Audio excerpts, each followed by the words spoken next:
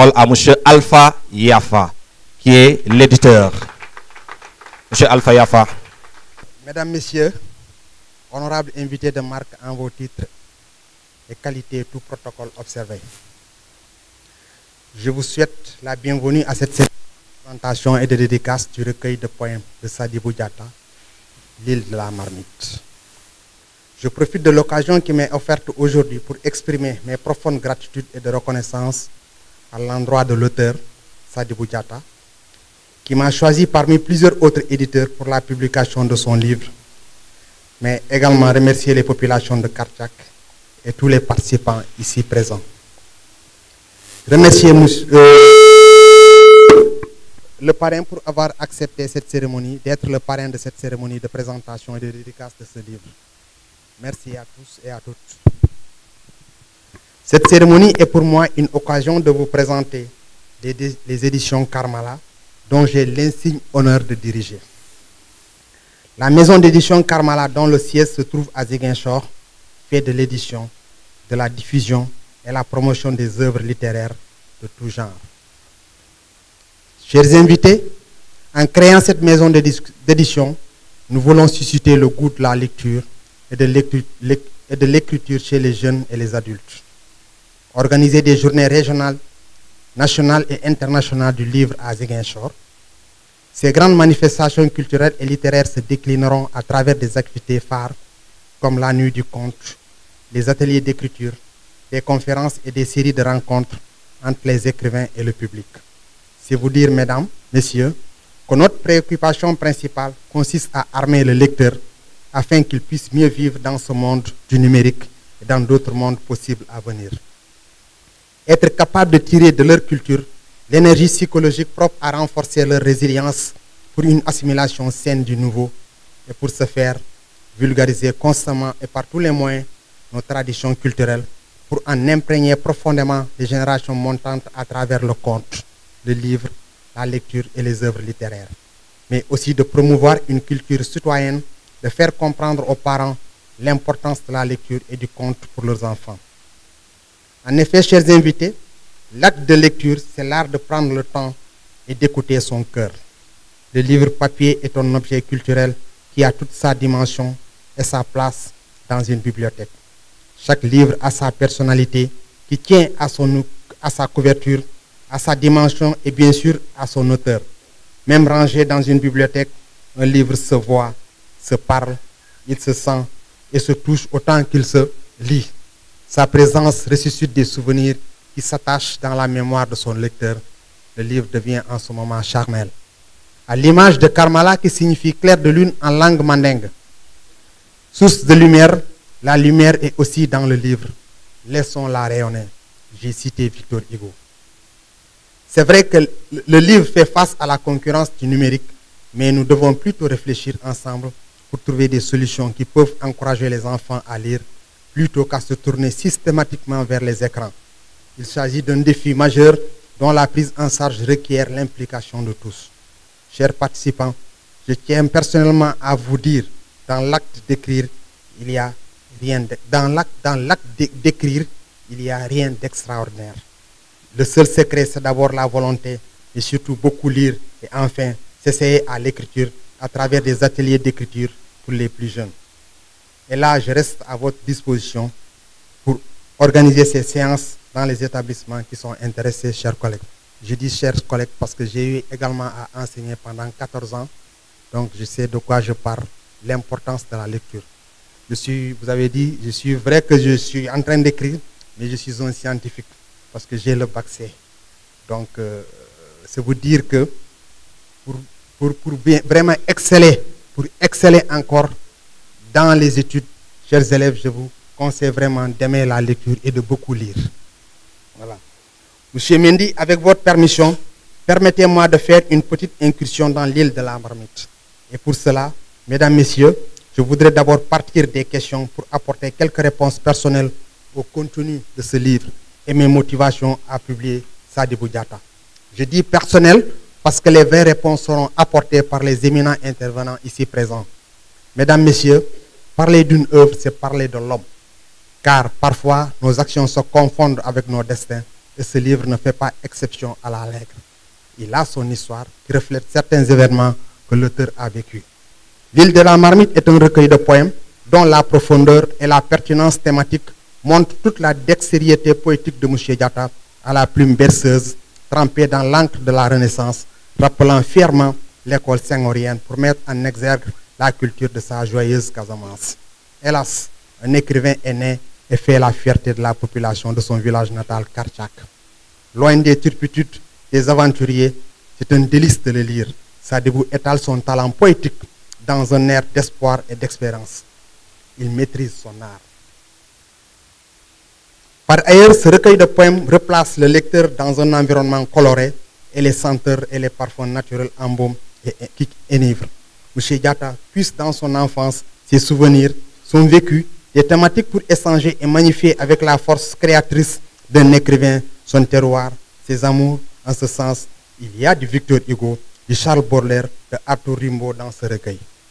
C'est une prouesse réussie. Il chasse le désespoir, l'incertitude, l'inconnu pour planter dans les cœurs la joie, l'espoir et le bonheur. Par conséquent, l'île de la Marmite est un tableau idyllique sur lequel brille le soleil, la lune et les étoiles. Il est un océan calme, fleurti par le coucher du soleil.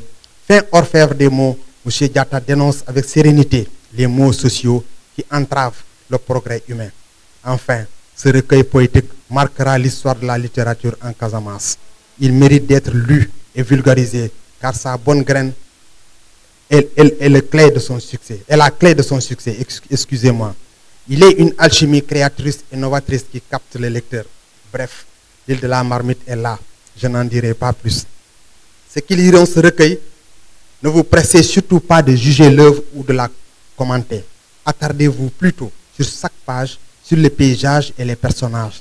Tous ces détails sont utiles. Ils vous permettront de découvrir le talent de l'auteur, la nature et les personnages qui l'animent. Mais puisque les livres sont écrits pour l'avenir, seul cet avenir est en mesure d'évaluer à sa juste valeur le rapport de ce recueil dans les différentes mutations de notre société.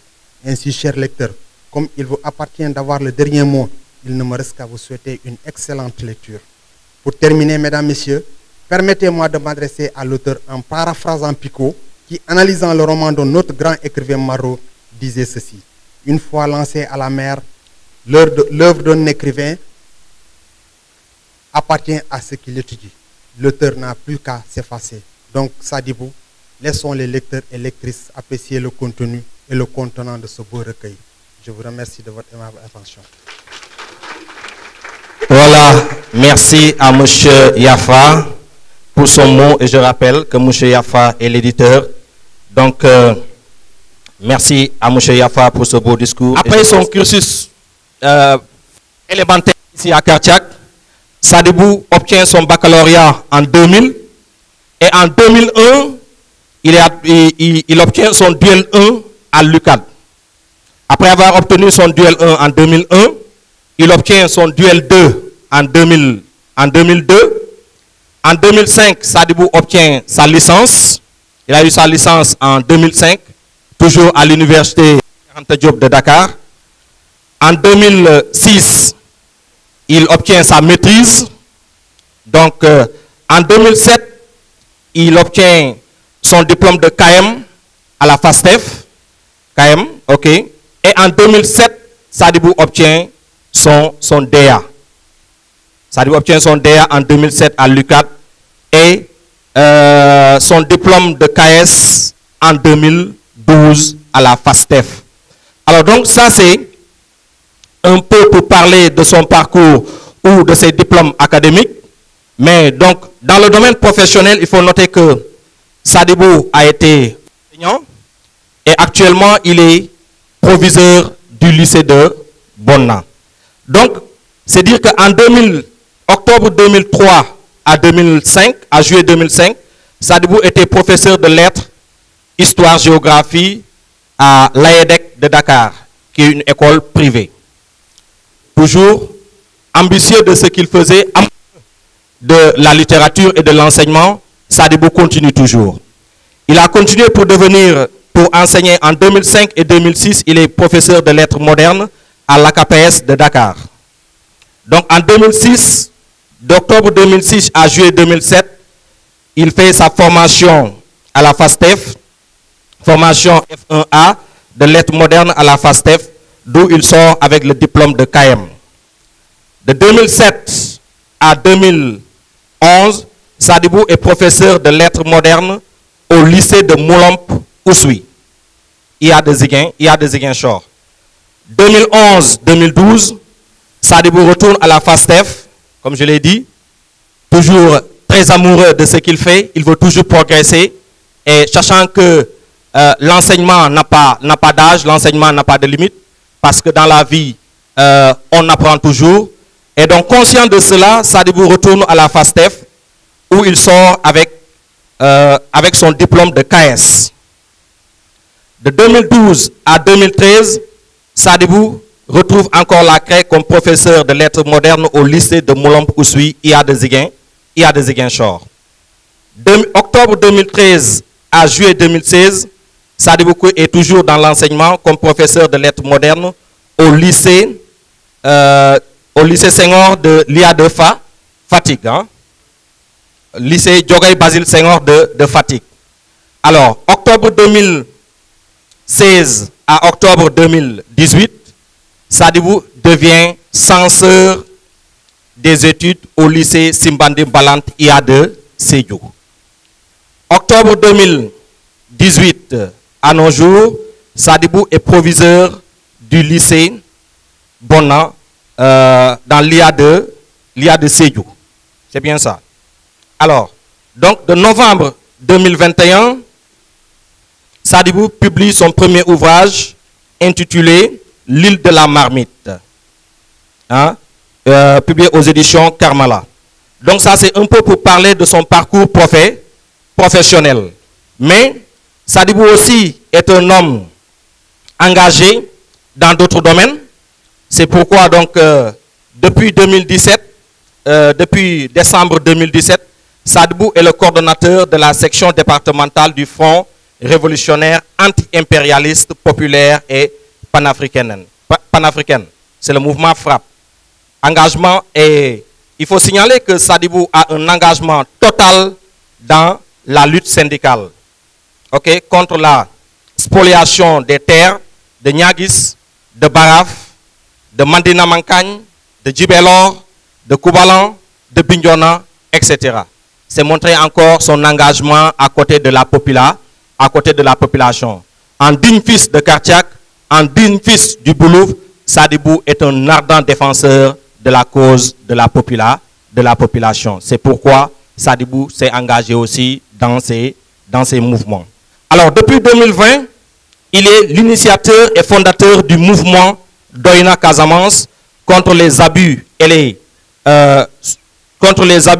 spoliations foncières en Casamance. Membre du mouvement pour le rejet du franc CFA, MPR CFA, section Sénégal. Membre de l'association des consommateurs et sociétaires des instituts financiers actifs contre l'abus, contre l'usure et les abus des banques, hein, et mutuelles d'épargne du Sénégal. Depuis 2019, il est le vice-président du CODEC, collectif des chefs d'établissement du département de Bunkiling. Donc c'est dire que nous avons en face de nous un homme au parcours élogieux. Un parcours élogieux, un parcours très riche. Donc je suis vraiment très honoré de parler un peu de Sadibou, de présenter un peu Sadibou. Comme je l'ai dit, présenter une personne n'est pas chose facile, mais cette présentation s'est limitée seulement concernant le domaine professionnel et un peu académique. C'est dire combien Sadibou a eu à bourlinguer et il ne s'est jamais découragé. Donc on a vu qu'aujourd'hui le résultat est là. On arrive à une première publication et nous souhaitons que d'autres œuvres suivent. Et donc cette première qui est l'île de la marmite, donc nous espérons que d'ici peu nous aurons aussi d'autres ouvrages qui seront publiés par Sadibou. Donc voilà, de manière très sommaire, j'ai essayé un peu de présenter l'homme et dire combien de fois je suis vraiment très honoré de devoir le faire parce que Sadibou n'a pas oublié que nous avons partagé un peu les moments de récréation avec nos tchaf et autres au lycée Djignabo, ce qui n'a pas été chose facile parce que des années 97 à 2000, c'était pas du tout facile. C'était pas du tout facile et donc Dieu merci, aujourd'hui nous sommes là et nous disons encore un grand merci à Allah. Alors donc, en troisième position, nous allons passer à la présentation de l'œuvre. Parce que si nous présentons l'auteur, on ne peut ne pas présenter l'œuvre. Parce que nous sommes réunis aujourd'hui ici pour l'œuvre. Ok? Nous sommes réunis pour l'œuvre, donc nous allons passer à la présentation de l'œuvre. Et cette présentation de l'œuvre va se faire par le professeur monsieur Mendy, ok, qui est aussi professeur au lycée de Kartchak. Voilà. Je disais tout à l'heure que Sadibou, c'est un grand homme. Produire cette œuvre, c'est déjà une prouesse. Mais comme c'est quelqu'un d'amoureux de lettres, alors ça doit pas être quelque chose de compliqué pour lui. Alors, écrire tout un recueil de poèmes, c'est tout des nuits et des nuits de travail. Alors, le monsieur, il est grand, il est très large d'esprit. Moi, je le nommé tout de suite le premier poète du village ou bien de la commune de Kartchak. Alors, merci beaucoup. Alors, c'est quoi un poète, chers élèves? Un poète, c'est quelqu'un qui écrit des poèmes en définition simple. Merci beaucoup. Alors, la poésie, c'est un genre littéraire. Moi, je vais aller plus vite, après vous allez lui bombarder vos questions, etc. Très bien. La poésie, c'est un genre littéraire par lequel l'auteur, celui qui fait la poésie, se permet d'exprimer des sentiments et autres. Donc ça peut être des sentiments de bonheur, de souffrance et autres. Alors nous, notre poète local, essaie à partir de ce recueil de montrer ce qu'il a vécu, parce que le poète a ça aussi dans le cœur, dans le sang. Montrer son vécu, le vécu des autres, etc. C'est pourquoi nous allons un peu nous pencher sur le titre de ce document, le titre de ce recueil, qui est quoi? L'île de la marmite. Si nous nous posons des questions pour un peu déchiqueter, c'est-à-dire comprendre le titre de l'œuvre, l'île, une île, c'est quoi une île? Ensuite, c'est quoi une marmite? Ces deux éléments qui sont dans le sens de définition contraire, franchement très éloignés. C'est quoi une île? C'est cette bande de terre qui est isolée. C'est quoi une marmite, chères jeunes filles ou bien chères sœurs? C'est quoi une marmite? C'est cet ustensile que vous utilisez à la maison pour préparer à manger. Quel est le rapport entre une marmite et une île par rapport à notre œuvre? L'auteur nous amène à réfléchir grandement sur cette relation entre l'île et la marmite. L'île qui va ici représenter ce bloc de terre éloigné. Ce bloc de terre, c'est quoi? On va considérer que c'est la Casamance qui est éloignée un peu du Sénégal. D'autant plus que la Casamance fait partie du Sénégal. Alors, pourquoi la Casamance est éloignée comme une île?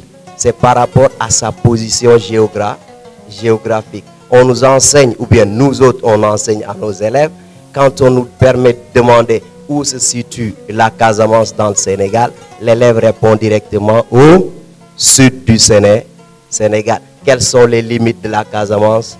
On va nous dire au nord c'est par la Gambie, au sud c'est par les deux Guinées. Donc on a trois pays qui sont étrangers au Sénégal, qui séparent carrément la Casamance du reste du pays. À l'ouest, on a l'océan Atlantique. Du coup, la Casamance est isolée du Sénégal sur le plan géographique. Isolée aussi par quoi? Par sa difficile accessibilité. Accessibilité rendue difficile par quoi? Autre? Par les conditions que nous avons vécues. Parce que dans cette œuvre, il faut faire appel aussi à l'histoire, mais aussi au temps. Parce que l'aspect temporel joue ici. L'auteur a marqué l'aspect temporel en démarrant à partir de l'année 1980.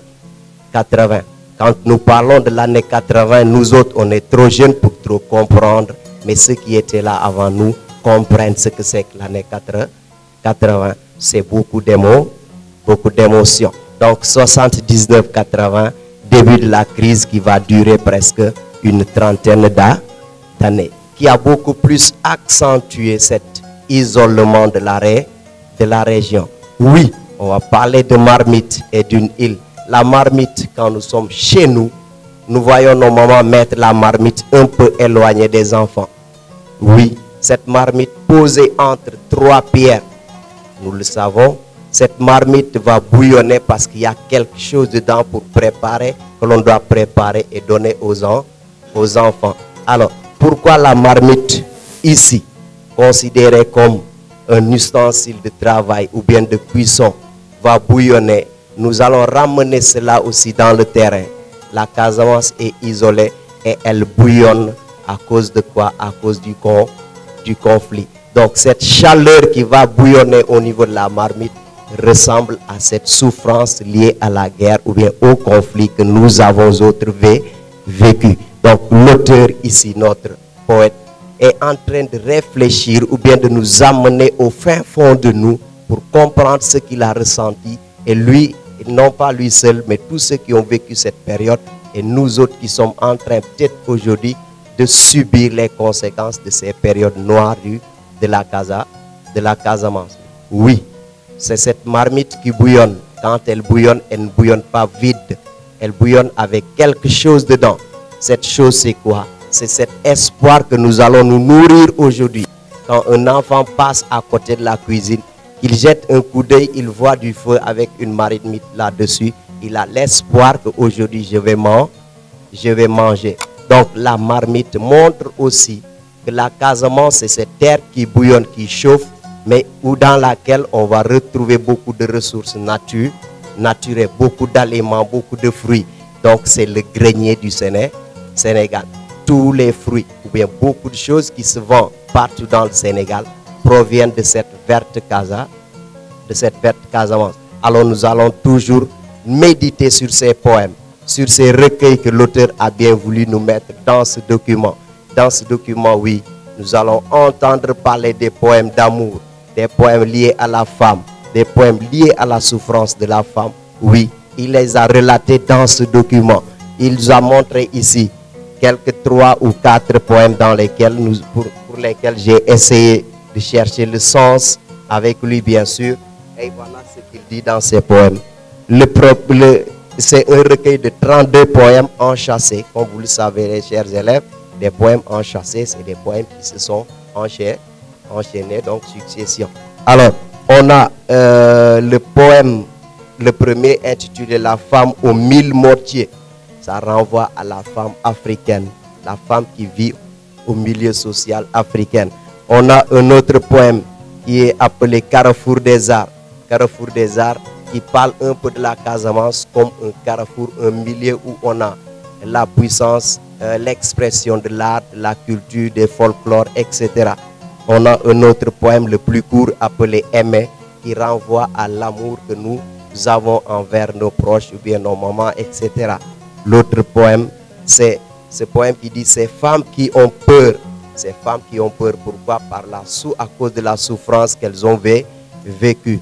Alors, ça renvoie tout simplement à comprendre que notre poète, je dis encore le premier poète de notre localité, nous amène à notre propre introspection. Quand nous ressentons la souffrance de nos mamans, de nos sœurs, c'est nous-mêmes qui devons nous poser des questions ou bien ressentir cela. Quand il y a de l'amour de notre maman ou bien de notre papa, etc., ça revient à nous-mêmes. Merci, cher poète. En tout cas, je vous dis merci. Je ne peux pas tout décortiquer. Comme l'a dit M. Diatta, on va appeler tout le monde à épouser le document, à s'en approprier et à faire son propre conjoint ou conjointe, je ne sais comment le dire, mais aimons ce document et on va comprendre carrément ce que l'auteur ressent parce qu'il a vécu des événements, d'autres en ont vécu. Quand moi je vais lire le document, même si je viens de Matam, je vais plonger dans le jeu du poète et comprendre ce que c'est que la Casamance depuis ces périodes jusqu'aujourd'hui. Et là, je vais vous dire merci parce que je ne pourrais aller plus loin. Merci beaucoup, Monsieur Diatta. Voilà, merci. Maintenant, nous allons donner la parole à Sadibou Diatta, l'homme pour qui nous nous sommes réunis aujourd'hui, l'auteur de cette œuvre intitulée L'île de la marmite.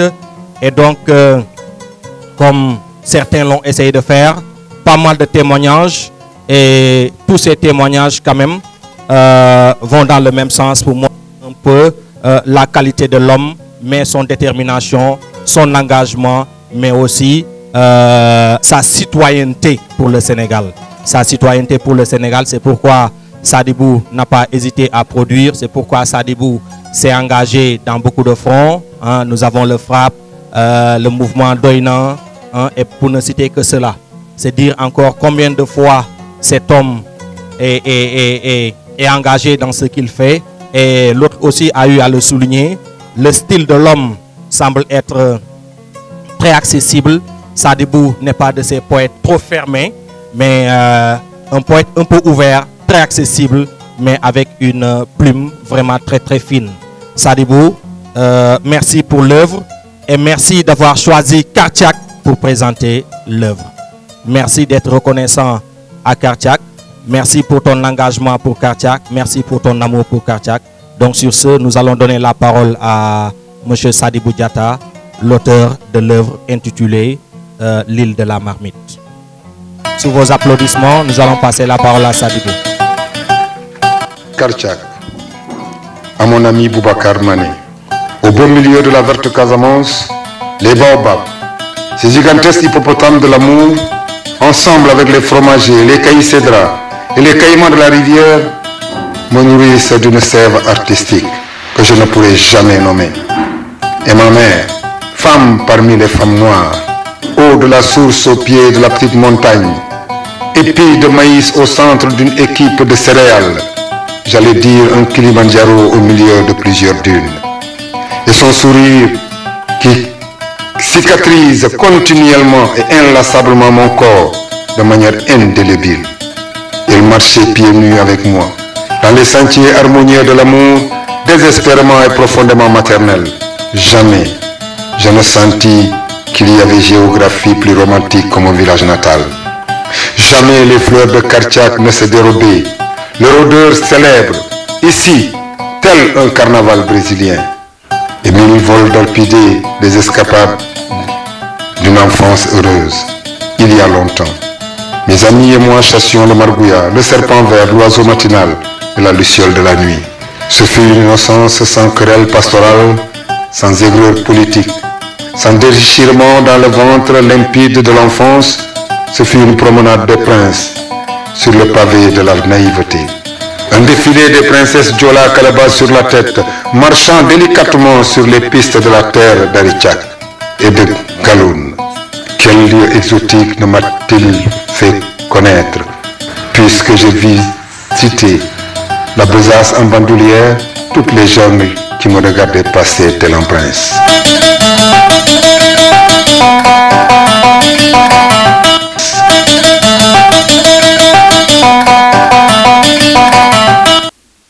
Aimer à Ngone Ndior et Ramandiaï.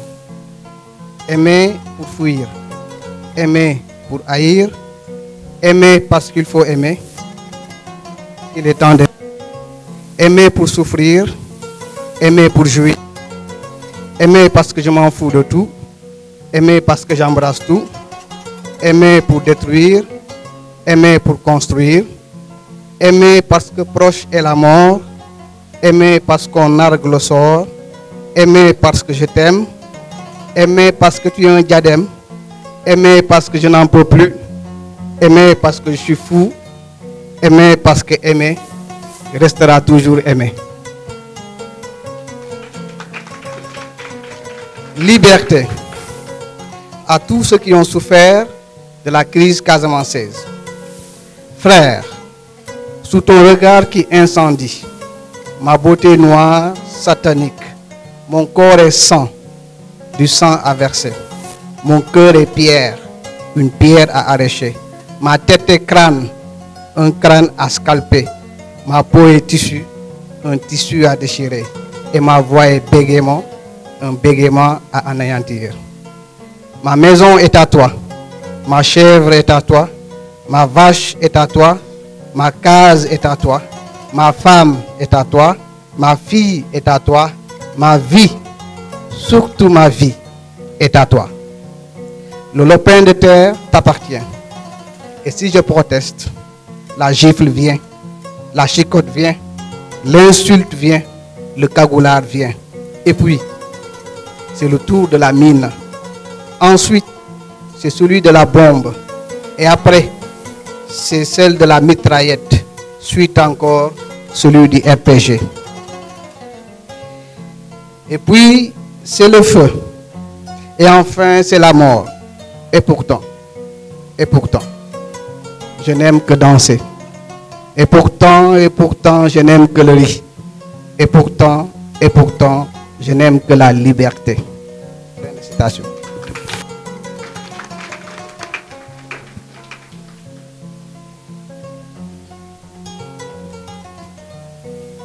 Ces femmes qui ont peur. J'aimerais raconter cette histoire-là. Mais ma bouche est imbécile, codifiée par la langue de la peur et du tabou. Elle fauche, la vilaine. Elle bégaye comme le déhanchement d'une femme. Elle susurre et chuchote dans les oreilles des sourds. Elle pue la traîtrise et les vilainies et les vices, estropiés et manchottes, qui l'empêchent de m'exprimer et de tout prendre, sauf le mot Kasumai. Puis j'ai dit, ce peuple multicolore de Casamance, culturel et folklorique jusque dans les eaux, ce peuple qui se nomme Balante, et Manjat, et Manding, et Bainou, et Diola, et Peul, et Wolof, ce peuple de la danse, du sourire aux 50 rayons, cheveux lisses, peau obscure, avec ses mains fraternelles et ses bonjours pacifiques, le seul ami de la moisson, ce peuple métissé de belles femmes, jadis photogénique, même au réveil, jadis douce comme une poterie, jadis métissée du sang portugais, jusque dans l'ADN, mais des femmes qui grelottent, le rire d'une bec sur les yeux enfoncés totalement évanouis, leur peau galeuse, modelée par un créateur inconnu, saisi par les hémorroïdes de la fuite, la désertique rumeur des tambours de la guerre, la chanson gothique des revenants, ces femmes qui caquettent à gorge déployée, leurs poèmes de souffrance, comme des majorettes de lycée. Ces femmes qui ont perdu la bataille de la vie, la bataille de l'honneur, la bataille de l'espoir. Ces femmes qui n'ont connu que l'abécédaire du rire, préoccupées qu'elles étaient par l'apprentissage du sprint dans un brouhaha inouï des militants du FARC. Ces femmes que nul ne souhaite accoupler, vaincues qu'elles ont été par l'esprit de la ménopause, vaincues qu'elles ont été par l'esprit de la ménopause et de la vieillesse du sein nourricier, dont Jean les fuit. L'amant se casse, la déchirure et la solitude prennent le dessus. Et c'est une belle jeunesse qui prend brusquement fin, parce que le spectacle est devenu décevant, parce que le menu est tout sauf alléchant. Rien n'a prospéré, à vrai dire. Le beau s'en est allé. Ces femmes qui ont tellement besoin d'un pronom personnel, mais lequel? C'est bon. Pour aiguiser les appétits en lui disant d'arrêter de déclamer les poèmes. Donc pour ceux qui sont intéressés, c'est le commercial. C'est le commercial qui parle. Il y a des poèmes extraordinaires dans ce recueil. Et vraiment, je vous le recommande. Voilà, et voilà. Merci beaucoup, M. Yafa. J'avais écrit un discours. Je crois que je vais finir par le lire. Mais avant, je vais remercier les personnes qui m'ont cher. Parce que j'ai été leur enfant. Parce que j'ai été leur fils, leur neveu. Ces hommes, c'est les enseignants. Ceux qui sont là. Je ne voudrais pas citer. Mais directeur Badi est là. Je suis un enfant de l'école Lansana Lady Guédiou. Et si j'ai aimé l'école, si j'ai aimé la littérature, si j'ai aimé les sciences, c'est en partie grâce à eux. Et c'est pour cela que j'ai décidé. J'avais décidé de les aider de les faire venir ici. Et il y a mon oustas, celui qui m'a appris la religion, qui est là, oustas Mamadou Lamine Koli. Je tenais à ce qu'ils viennent et dire aux jeunes que c'était difficile. Aller à l'école française, aller à l'école coranique. Ne pas aller à l'école parce qu'il y a eu des armes ici, il y en a eu, parce que je me rappelle, en 89 ou en 93, pendant les élections, nous avons été marqués, parce que le lendemain, on était à l'école, et on a trouvé des balles réelles qui avaient été tirées, parce qu'un militaire avait été blessé, c'était la veille des élections, ici à Kartiak. C'est un événement qui nous a marqué. Un autre événement qui nous a marqué, de retour à Tchonkessil, un ami de Diegoun qui nous a devancé, avait sauté sur une mine. Un élève comme nous. C'était en 1995. Voilà ce que nous avons vécu. Nous ne sommes pas allés à l'école parce qu'il y avait la guerre, parce qu'il y avait des conflits. Mais nous nous sommes battus. Les élèves disent que c'est difficile.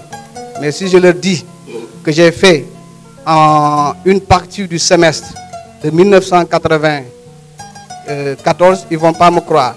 Si je dis aux gens que j'ai fait la seconde sans professeur d'histoire et de géographie parce qu'il n'y en avait pas. Si je dis qu'on est resté un mois à l'école parce que tous les enseignants qui avaient peur avaient fui jusqu'à ce qu'on amena nos frères. Ici, vous n'allez pas le croire.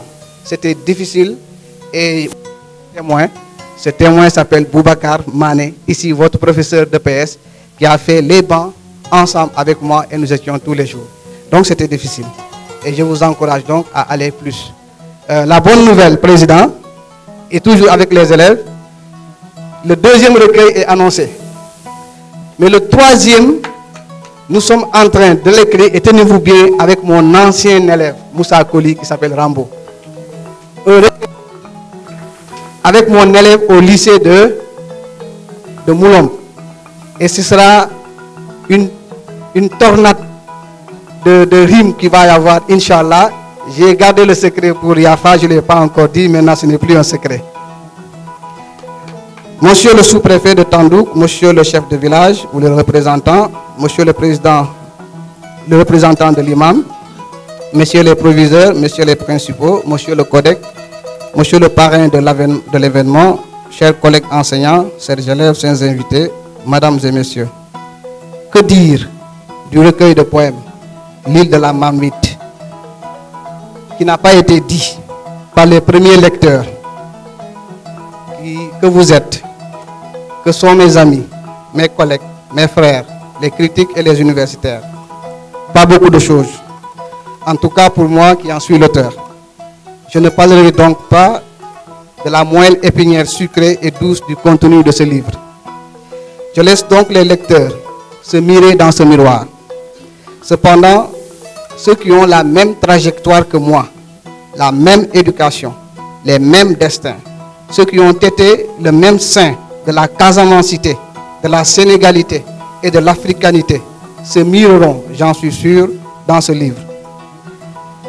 Ce que les femmes ont bercé par les chansons typiques de chez nous, ceux qui ont appris à nager dans les marigots, ceux qui ont gardé les vaches dans la forêt en chantonnant une litanie, ceux qui ont cherché les lièvres et les perdrix, ceux qui ont pêché par plaisir dans les étangs, ceux qui ont marché nu-pieds dans les sentiers et les pistes, ceux qui ont cueilli pour rigoler une mangue ou une orange, ceux qui ont veillé toute la nuit pour compter les étoiles et raconter des bêtises juste pour narguer l'obscurité, ceux qui ont mangé le riz de janvier, j'insiste, ceux qui ont mangé le riz de janvier, le riz de la rizière de chez nous, ou le riz des rizières de chez nous, ceux qui ont dansé la danse du masque, ceux-là, avec moi, riront en feuilletant le recueil de poèmes. Que voulez-vous? Que je naisse à Kartiak, village Adjamat, que j'y grandisse, que j'y connaisse plaisir et bonheur, que mes culottes y aient fait les frais de quelques méchantes épines, parce que je voulais juste, vaille que vaille, un fruit succulent, sans que j'en parlasse avec toute la poéticité des mots et des verbes. Aussi, ceux qui ont connu les sombres et longues et lugubres nuits des années 90, 95, 97, 99, 2002, etc., à cause d'un conflit armé, ceux qui ont eu la peine de bercer leurs enfants, ceux qui avaient voulu crier mais qui avaient peur de crier parce qu'il faisait nuit. Ceux qui ont perdu un être cher, ceux qui ont perdu une jambe, un bras, une main, un œil, un cœur, ceux qui ont peiné à voyager, à cultiver, à récolter, à chanter, à danser, à sursauter parce que le champion vient de terrasser le champion de Moulombe. Ceux qui maigrissaient à cause de la terreur, ceux qui ont perdu pour jamais un mari, une épouse, une fille, un fils, un frère, une sœur, une voisine, un voisin, ceux qui ont connu l'atroce douleur indescriptible, vraiment indescriptible à cause du bateau l'Odiola. Ceux-là, hélas, se reconnaîtront de la première ligne à la dernière ligne de l'œuvre. C'est ainsi fait. Une poésie de l'actualité, de la vérité, de la sensation, des émotions. Je n'écris pas par plaisir, j'écris parce que c'est nécessaire. Ma plume est le prolongement de mon poing, et cela pour le bonheur des miens. Rester les bras croisés alors que le monde bouge, mettant sens dessus, sens dessous, toutes les valeurs qui faisaient de nous des humains, j'allais dire des Africains, et un suicide intellectuel. Je ne prendrai pas ce chemin, ni aujourd'hui, ni demain. Je suis né anticonformiste, mais cela, vous, Kartiakoises et Kartiakois, vous le savez mieux que quiconque. Je ne reviendrai pas sur ça. J'ai choisi de venir faire la présentation de mon livre ici à Kartiak, dans le Blouf, en Casamance, la plus belle région du Sénégal. Parce qu'en effet, je vous parle du territoire des prêtresses Aline Sitoé Diatta, Aloin Dusso Tendeng, Dafiledio, de Kouito de Tandouk, du guerrier Diahanké, Fodé Kaba Doumbia, de son Excellence, Sa Majesté, le roi Sialébé Diatta Doussoui, dont les ossements gisent dans un musée en France. Je suis venu ici dans le terroir d'Aoun Sané, mais aussi de mon arrière-grand-père, Akombo Badji, dont le dernier signe de vie, Akombo Badji, dont le dernier signe de vie après sa capture pendant la bataille ici à Kartiak, entre les villageois et les colons, son dernier signe de vie fut son séjour carcéral au fort Pinet-Laprade de Sédhiou. Grand-père Akombo, je ne t'ai jamais connu, mais mon regard est plein de ton sang, pour paraphraser le poète David Mandessi Diop.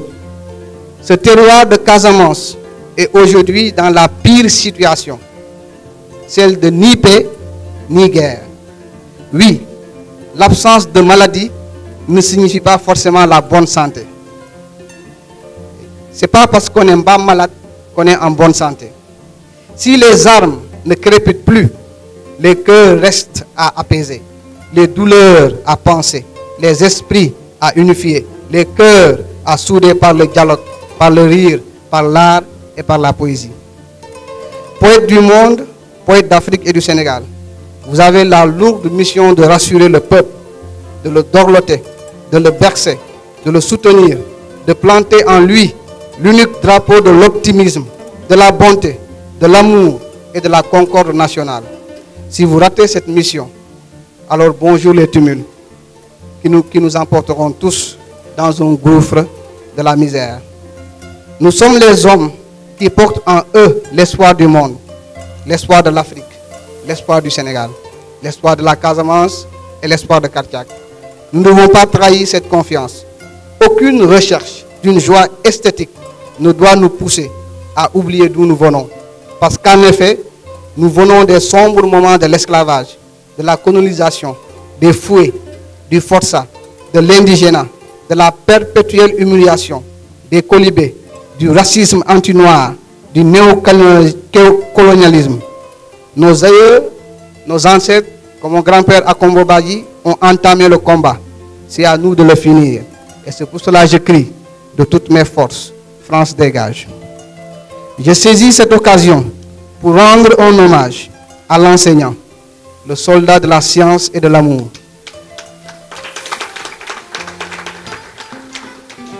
J'ai été mis entre leurs mains, expertes, depuis 1988, parce que, hélas, je fais partie de ceux qui ne sont pas allés à l'école très tôt à cause de ce conflit et des problèmes de papier de naissance. Je suis allé à l'école élémentaire en 88, l'école Lansana Laïdi Diédhiou, au notre grand-père de Kartiak, puis au SEM de Thionkessil, et enfin au lycée Djignabo Bassène de Ziguinchor, où j'ai connu quelqu'un d'exceptionnel, M. Fodélan Diatta. Nous avons partagé la même classe de la seconde à la terminale jusqu'à l'université.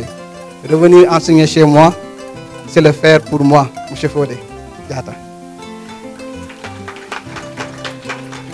Durant tout ce cursus, j'ai été modelé autrement, j'ai été changé, j'ai été malaxé, j'ai été éduqué, j'ai été initié à la magie des mots et à la poésie.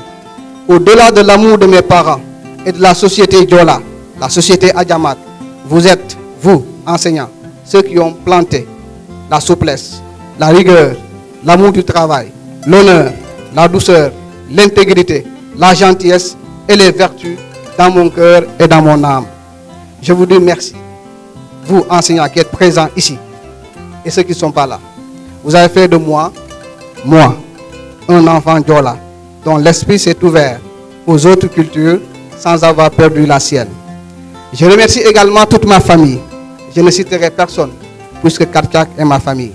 Je suis fier d'appartenir à cette belle famille et aucune goutte de sang, aucune énergie ne sera économisée pour un succès total dans les actions que nous entreprenons dans le cadre de notre Kartiak commun. Et c'est à vous que je l'adresse, Monsieur le Président de l'ADECAR. Du lot d'hommes qui ont su m'enterrer, il me faudra citer un seul, mon oncle Alpha Diatta, Alpha Johnny Diatta. Un homme exceptionnel qui a très tôt vu que notre réussite, à moi, à mes frères et à mon ami Boubacar Mané, que notre réussite se trouvait dans les études. Quelle est la personne qui a 60 ans, 70 ans, encadré gratuitement chez lui, quitte à laisser son sommeil ou sa sieste, les enfants du village? Il n'est pas là pour voir le succès de mon œuvre, mais j'espère que les anges transmettront ce message dans sa tombe lumineuse. Merci aux éditions Karmala qui ont tenté le coup, qui ont osé nous produire. Merci à vous. Mesdames et messieurs, je vous remercie. Excellente journée. Et il peut prendre mon contact avec Sadibou. Et je suis prêt vraiment à les publier. Mais également, l'autre appel, c'est aux enseignants de dire qu'on est prêt également à organiser des ateliers d'écriture au niveau de la commune de Kartiak pour les élèves, pour les initier à l'écriture. Il n'y a rien de diable. Nous, avant, quand on voit quelqu'un, on dit que c'est un écrivain, pensant qu'il est extraterrestre. Et je vous dis qu'il n'y a rien d'extraordinaire, il n'y a rien de grave. C'est la volonté et l'engagement. C'est vrai qu'il faut avoir des dispositions, mais au fur et à mesure qu'on y travaille, on arrive également à produire quelque chose. Donc, je demande, même en langue nationale, je serais très heureux de publier quelqu'un en Diola. Et ça, je vous le dis. Si quelqu'un a un manuscrit en Diola, il me le donne, je le publie également gratuitement, et les élèves, les deux. S'il y a quelqu'un qui a un manuscrit en Diola, passez par Sadibou, je le publie gratuitement. Et parce que j'aimerais vraiment faire la promotion de nos langues. Le français, on l'utilise, on l'emploie, mais ce n'est pas notre langue à nous. Notre langue maternelle, je serais heureux également de dire de publier quelqu'un en langue Diola. Si vous avez des contes ou bien des poèmes, des proverbes en Diola, ou bien vous avez n'importe quel manuscrit, même si c'est en langue nationale, je suis prêt à publier. Et je demande encore aux collègues de pousser les élèves à écrire. Parce que, M. Djibalen, donc vraiment c'est un défi que je vous lance. Je voudrais dans les 2 et 3 mois à venir de voir un document, un tapisserie venant de Kartiak. Et là, je serais vraiment heureux. Et ma volonté aujourd'hui, c'est de publier les élèves. Je vous le dis, hein, c'est un défi que je vous lance. Si vous n'êtes pas en mesure de le dire, vous me le dites, je vais chercher ailleurs parce que je veux faire la promotion des jeunes écrivains et des jeunes auteurs. C'est ça ma vocation, c'est ça mon défi, mon engagement. Moi, j'ai eu la chance de publier mon premier roman. C'est un conte à Edissal, deuxième à Harmattan. Mais figurez-vous, hein, si c'est le roman de Sadibou là, vous ne donnez pas 500 à 600 000, on ne va pas vous publier. Ce recueil de poèmes. C'était un défi en tant que... C'est pas être régionaliste, mais j'aime bien ma région. Je vous aime bien, mais je me préfère. C'est comme on le dit les autres. Donc je dis, je prends un engagement de créer ma propre maison d'édition. Quoi que cela me coûte. Et c'est ce que j'ai fait. Aujourd'hui, en moins d'1 an, je suis à 15 publications. Tous des auteurs de la région naturelle de la Casamance. Et donc c'est une fierté de le faire. Et je continue également, je vous demande, je ne veux pas me limiter à Sadibou, je veux voir d'autres productions, d'autres œuvres venant de Karchak, même si c'est en langue nationale. Donc, chers collègues, vraiment, je vous demande à initier les enfants à l'écriture. Ce n'est pas du tout compliqué. On est prêt à venir vous appuyer en séance d'écriture. Comment on écrit, les initier et les amener vraiment à écrire.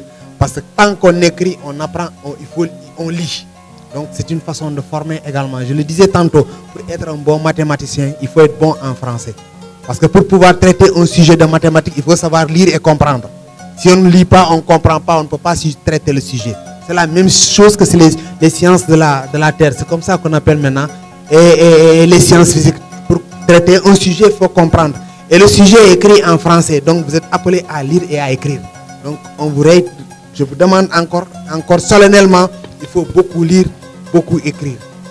Il faut s'essayer et je sais qu'en essayant, ça va venir. Donc on est prêt à organiser des séances d'écriture, à initier les élèves à l'écriture. Ce n'est pas du tout compliqué, rien n'est diable, ce n'est pas extraordinaire. Donc il suffit, c'est une démarche. Si on parvient vraiment à adopter cette démarche-là, on peut parvenir à faire quelque chose. Vraiment encore merci Karchak et je suis très heureux d'être là. Je ne suis pas en train de me perdre. Regarder de gauche à droite, à voir, est-ce que je ne peux pas apercevoir un fromager de loin? Dès que tu aperçois un fromager de loin, tu te dis que bon, tiens, Dieu merci. Je vais prendre la même, je suis en train d'emprunter la bonne voie. Parce que certes, là où je me dirige, il y a forcément un arbre. Donc c'est un acte de communion pour l'ethnie Diola, le fromager. Un acte de communion. Alors, et Sadibou n'a pas cessé vraiment de rappeler tout ça dans son recueil. Sadibou, à travers vraiment des poèmes comme une casserole, je pense, comment encore, oui, le recueil, une casserole. Voilà, alors il est revenu sur effectivement cette crise de la Casamance. On a parlé certains ici tout à l'heure. Je ne vais pas trop revenir sur ça parce que vraiment c'est émotif, c'est l'émotion, c'est douloureux. Je ne peux pas vraiment en parler, mais je m'invite vraiment à mes 20 élèves de visiter ce recueil. C'est un recueil, comme je l'ai dit, très facile à comprendre. Sadibou n'a pas été compliqué comme Arthur Rimbaud, franchement, mais il est visionnaire, comme le dit Arthur Rimbaud. Sadibou est un poète visionnaire, Sadibou est un poète voyant, parce qu'il a vu ce que peut-être nous autres on n'a pas vu. Et il a osé dire ce que nous autres on n'a pas osé vraiment affronter, dire. Et aujourd'hui, franchement, chapeau à toi Sadibou. J'ai aimé un style qu'il a emprunté, qu'on appelle la prosopopée, où il fait parler vraiment des morts. Le cimetière, où des morts vraiment se plaignent. Et cette figure de style-là est rare en poésie. On la retrouve surtout en littérature française. Moi, je suis un spécial de la littérature française, franchement. Mais quand même, j'ai aimé cette littérature africaine que j'ai vraiment, sur laquelle je me suis plongé vraiment hier. Et quand Mané était venu vraiment pour me retirer le recueil, sincèrement, Mané, je n'étais pas si content hier. Non, très sérieusement. Tellement que j'étais ému. J'étais ému, franchement, Sadibou.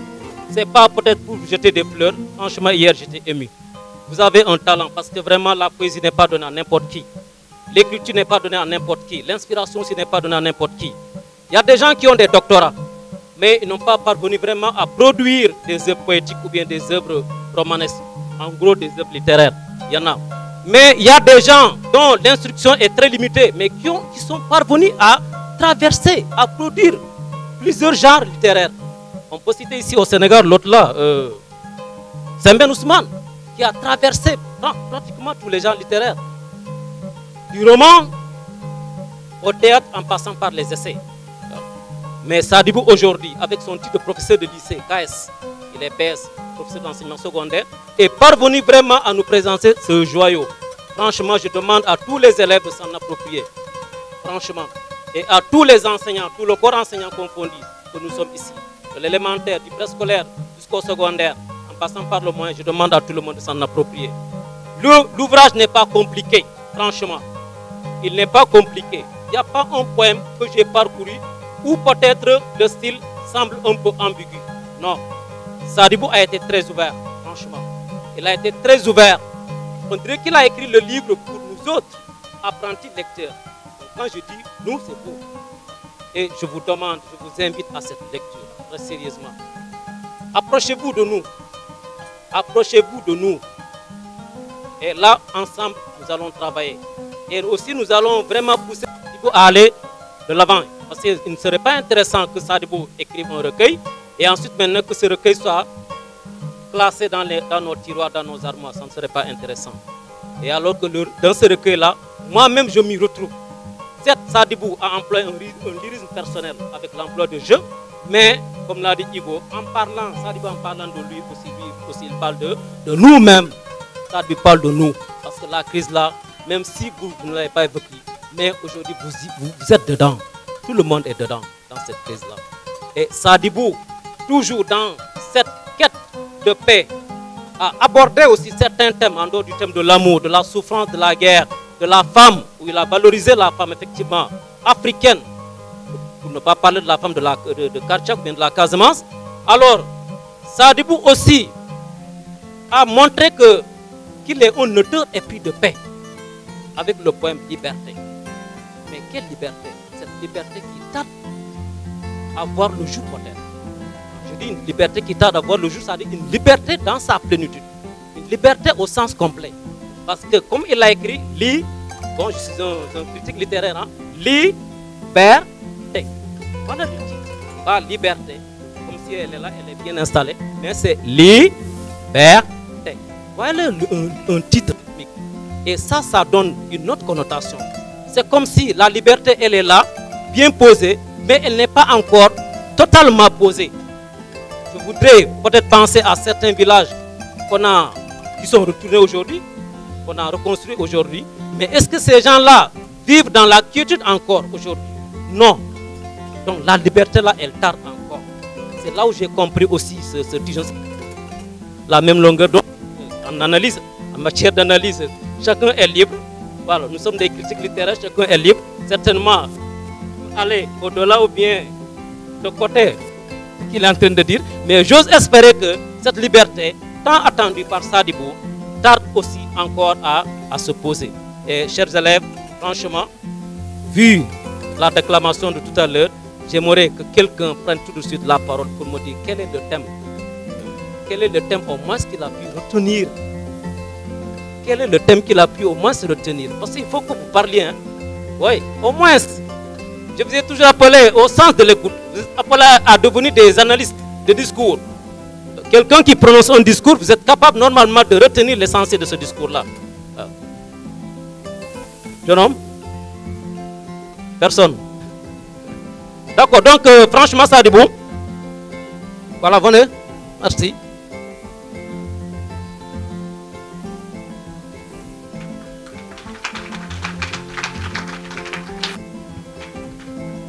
Merci, monsieur. Le thème que j'ai pu retenir, sur ce discours, c'est les souvenirs. Souvenirs, oui, très bien. Oui. C'est ça que je dis. Voilà, très bien. Il est dedans. Souvenir de l'enfance, il est dedans. Souvenir de l'enfance en passant par son ami Moussé Mané. Souvenir aussi de l'enfance du terroir, là où il a vécu, donc Karchak, sous les grands arbres, sous les caïcédras, sous les fromagers que nous voyons ici, au bord du fleuve, au bord de la rizière. Souvenir aussi des terres de ses aïeux qui sont là, où il allait chasser avec certainement Mané le soir ou bien les matins. Chercher quoi? Des liens.